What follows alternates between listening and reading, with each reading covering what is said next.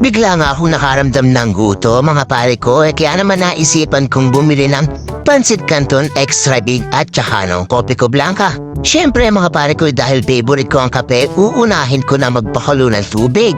Isinuot ko na mga pare ko yung bunga nga ng takore o diba napakatamad, bunga nga talaga ng takoring isinalang din sa gripo. Saan ka pa humanap ka na ng napakasipag na bata? Paano ba naman mga pare ko hindi ka tatama rin, mas malakas pa yung ihi ko dun sa gripo? Pagkatapos nga mga pare ko ay syempre dinala ko na yung takore sa aming galanan. Syempre binuhay ko na nga ang kalan at taran! Syempre mga pare ko nung humulo na ang tubig na mainit is sinunod ko naman ang kawali at tsaka ang Pansit Canton Extra Big. Nilagay ko na nga mga pare ko ang Kopi ko Blanca sa aking favorite na lagayan ng kape. Kulang kasi mga pare ko yung kape sa akin kapag sa maliit na lagayan ko lang siya nilagay. Kaya naman mga pare ko, syempre, dun tayo sa sulit. Di ba nga sabi ng iba, nilagay ko na nga rin mga pare ko ang mainit na tubig sa aking kape.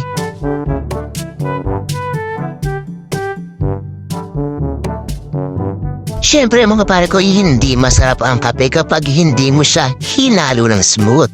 Pero hindi na siya smooth mga pare ko dahil kapeng-kape na talaga ako kaya hinalo ko na siya ng hinalo. Isinunod ko na nga mga pare ko yung Pansit Canton at inilagay na sa mainit na tubig.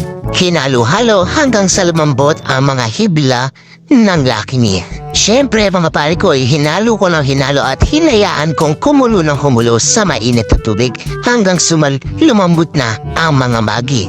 Luto na nga ang Pansit Canton mga pare ko at inilagay ko na ang mga sangkap. Siyempre mga pare ko hinalo-halo at pwede na aking merienda at pananghalian.